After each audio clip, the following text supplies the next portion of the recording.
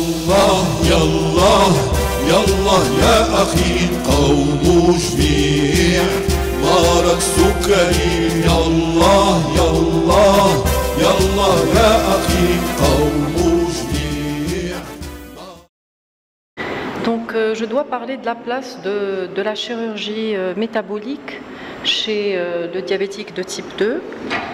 Alors vous savez tous très bien que l'obésité est très liée au diabète et que ce lien existe depuis qu'on a compris la physiopathologie du diabète, et ça a pris un terme qui a été donné depuis les années 70 qui est celui de diabésité.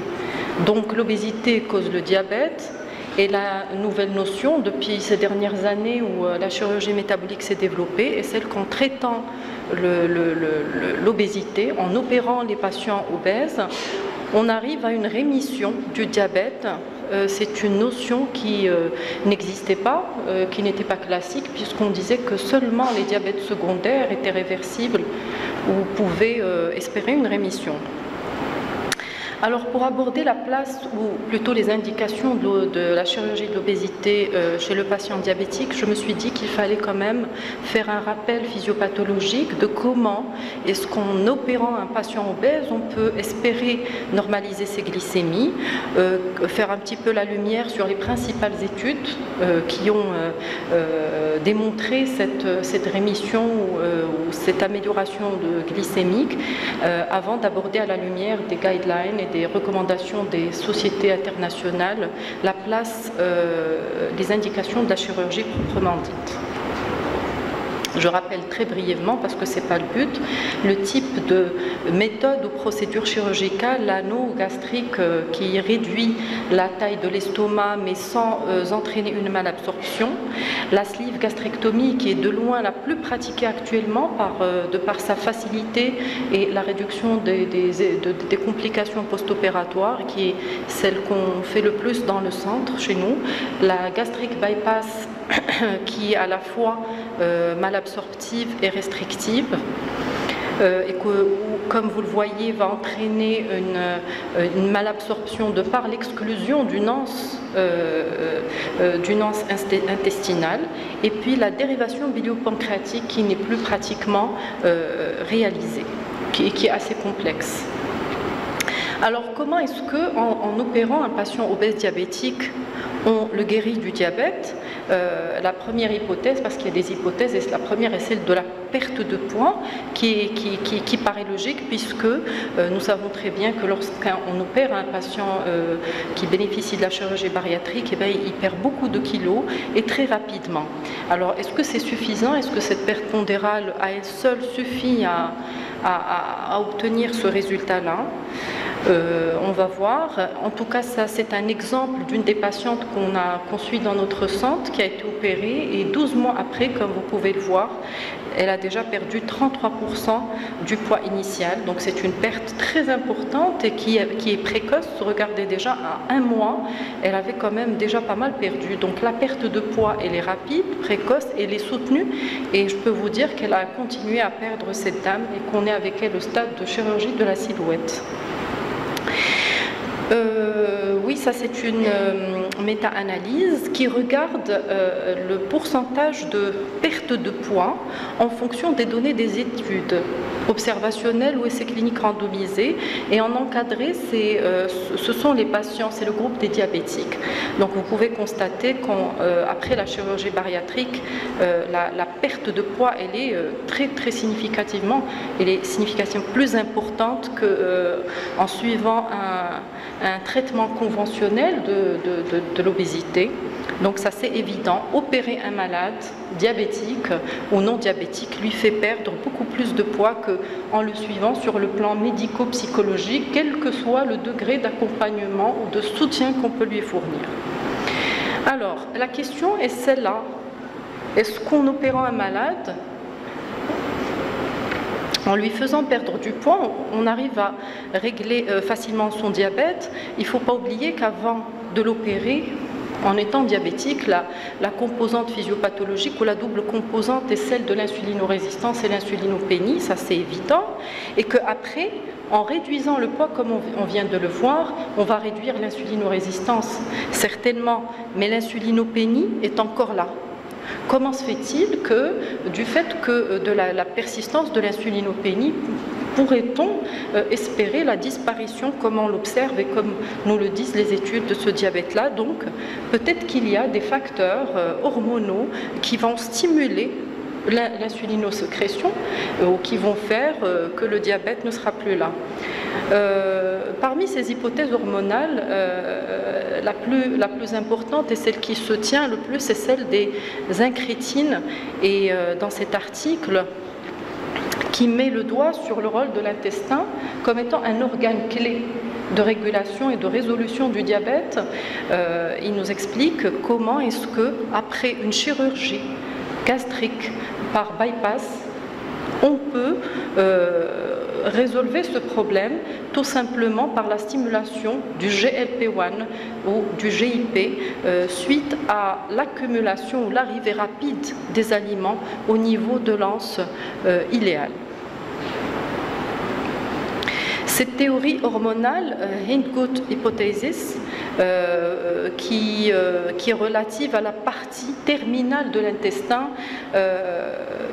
comme vous le voyez ici, on peut voir au niveau de la gastrique bypass toute cette partie, toute cette anse qui est exclue, et du coup l'anse alimentaire va relier directement la petite poche constituée de l'estomac à la portion intestinale qui absorbe et qui est sécrétrice de GLP-1. Du coup, les aliments qui arrivent mal digérés, peu digérés plutôt, et en force, il se trouve qu'ils stimulent d'une façon assez importante la sécrétion du GLP-1. Donc, il y a une sécrétion massive. Cette sécrétion est le propre de la gastrique bypass.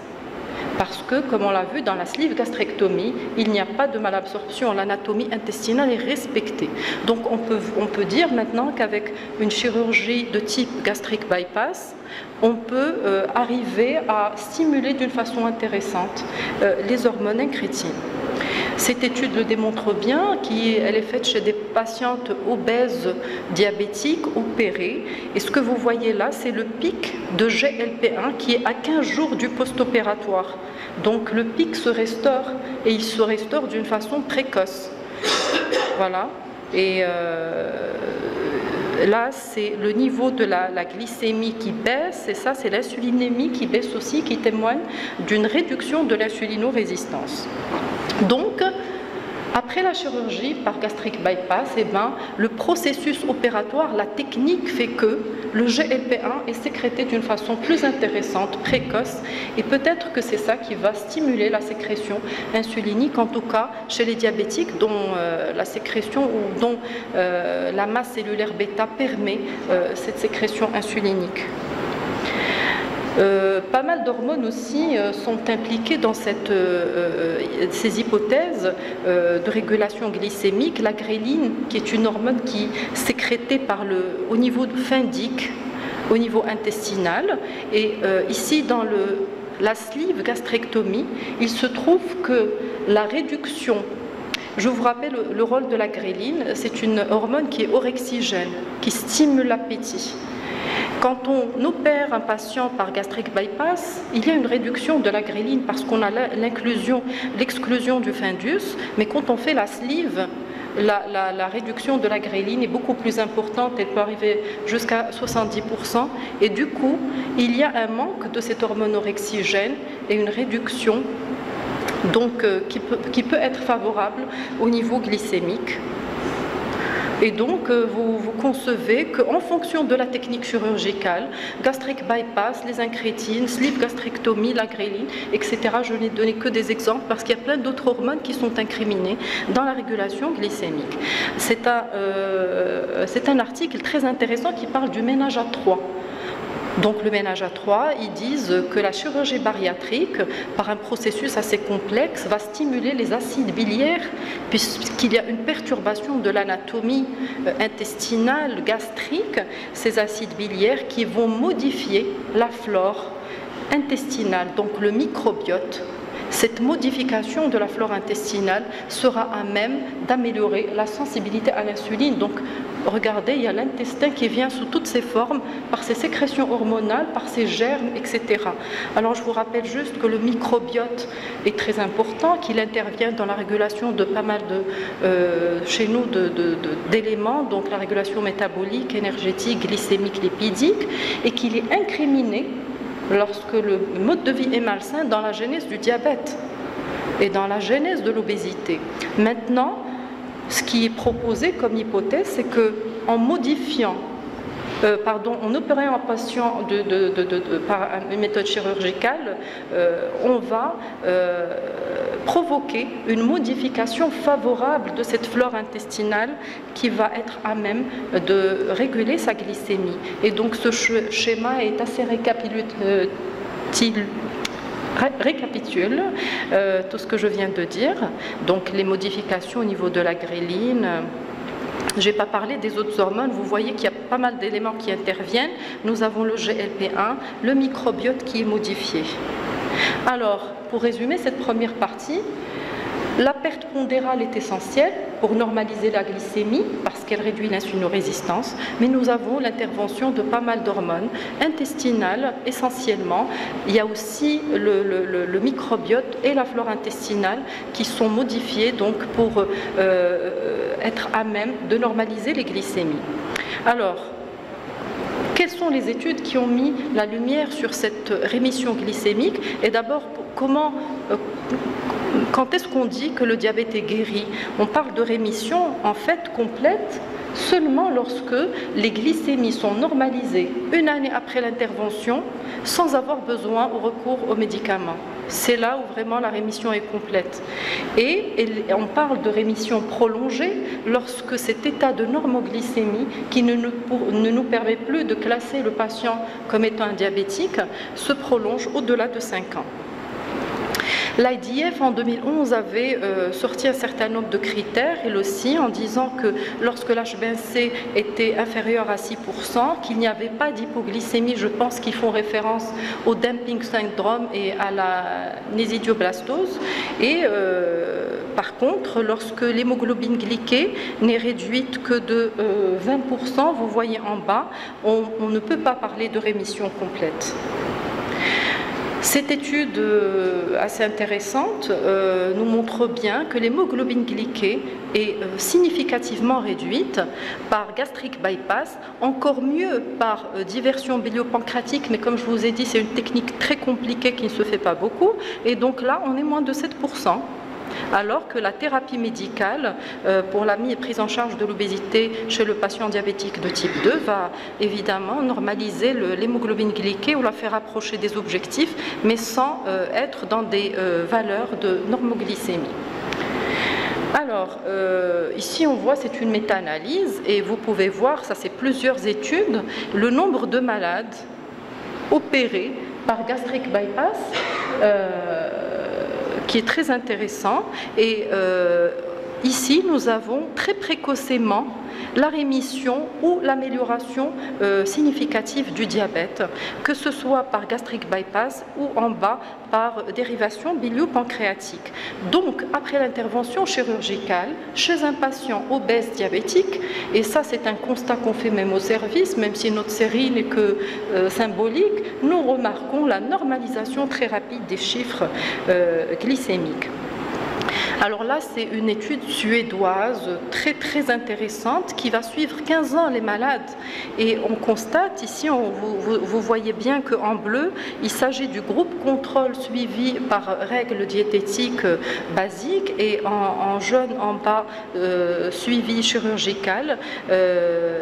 Qu'il y a une diminution de l'hémoglobine glyquée d'une façon assez intéressante et une régression du diabète, une diminution de l'incidence du diabète et une rémission plus intéressante du diabète. Alors, la littérature est très abondante. Et il y a différents types d'études. Il y a les essais cliniques randomisés, il y a l'observationnel. Et dans cette méta-analyse, ils ont vraiment fait le point. Ils ont regardé de très près et n'ont gardé pour interprétation que 5 grands essais cliniques randomisés que je vous montre aussi ici, qui sont chinois, suisses, finlandais, grecs et espagnols, pour aboutir à une conclusion, parce que je vais passer rapidement sur ça, que la gastric bypass semble plus efficace que la sleeve gastrectomie, parce qu'ils ont comparé les deux méthodes chirurgicales dans le contrôle du diabète. Toutefois, la sleeve gastrectomie est plus intéressante de par le moindre risque de complications qu'elle génère en post-opératoire. Donc, comme vous avez vu, les études à court terme sont nombreuses et sont encourageantes. Celles qui sont à plus long terme sont moins nombreuses. Et si on pose une question intéressante, qu'est-ce qui influence la rémission du diabète? Eh bien, il se dégage de cette étude qui a été présentée à Barcelone, le ASD en 2012, 2 éléments importants. Les facteurs influençant la rémission du diabète chez un diabétique obèse sont premièrement l'ancienneté du diabète. Plus le diabète est ancien, et moins on observe de rémission. Et plus il perd du poids, plus la perte de poids en termes d'IMC est intéressante et plus on a de rémission. Ça pourrait être des éléments et des critères de choix qui pourraient intervenir dans la sélection des patients à opérer. Alors maintenant, on a compris comment ça se passe, les principales études qui ont fait la lumière sur la question. Maintenant, quand est-ce qu'il faut opérer? Alors bien sûr, l'HAS, toutes les sociétés savantes ont bien défini le parcours du patient candidat à la chirurgie qui est clairement défini. On n'opère qu'un patient qui est en échec d'un traitement médical strictement et bien suivi, bien conduit. Dans l'HAS 2011, cette chirurgie de l'obésité est recommandée pour un IMC, ici c'est en noir, que la chirurgie est préconisée, au-delà de 40 kg par mètre carré, mais au-delà de 35, on a les patients qui présentent des comorbidités dont fait partie le diabète de type 2. Et c'est là où on peut poser l'indication, dans cette case-là, chez un patient diabétique de type 2 en obésité, d'après les recommandations de l'HAS. Et si on regarde les différentes recommandations, on voit qu'elles s'alignent un petit peu sur le BMI, ou l'IMC, qui est un élément central dans le choix. Supérieur à 40, on opère. Supérieur à 35, avec diabète, on opère également. C'est pareil pour les Européens, l'American Diabetes Association. Et la recommandation écossaise. Maintenant, l'IDF, en 2011, a un petit peu révolutionné les choses. On peut comprendre que les Américains sont très obèses, mais aussi que la chirurgie bariatrique est très très développée aux États-Unis. Ils considèrent dans leur écrit que le risque chirurgical est équivalent à celui d'une cholécystectomie. Donc ils considèrent que c'est banal comme intervention. Alors pour le diabète de type 2, ils recommandent à partir de 35. Mais ils disent qu'entre 30 et 35, c'est-à-dire 30 kg par mètre carré, on n'est pas très obèse, on peut considérer. Ici, elle devrait être acceptée. Regardez les termes. Should be accepted. Et ici, devrait être considérée. Et ils vont faire la différence pour les Asiatiques. Chez les Asiatiques, on peut réduire de 2,5 kg de BMI sur la base de l'ethnicité. Donc, un dernier point, la FDA, la Food and Drug Administration, les Américains, ont autorisé l'anneau gastrique à partir de 30 kg par mètre carré jusqu'à 40 kg par mètre carré en présence du diabète de type 2. Je ne sais pas si je peux encore... non. Ben voilà, donc je voulais juste... je voulais parler du Maroc, mais c'était juste pour dire que les recommandations, en fait, pour nous, devraient rester classiques sur la base de 35 plus obésité. Et peut-être qu'on pourra discuter de ça. Merci.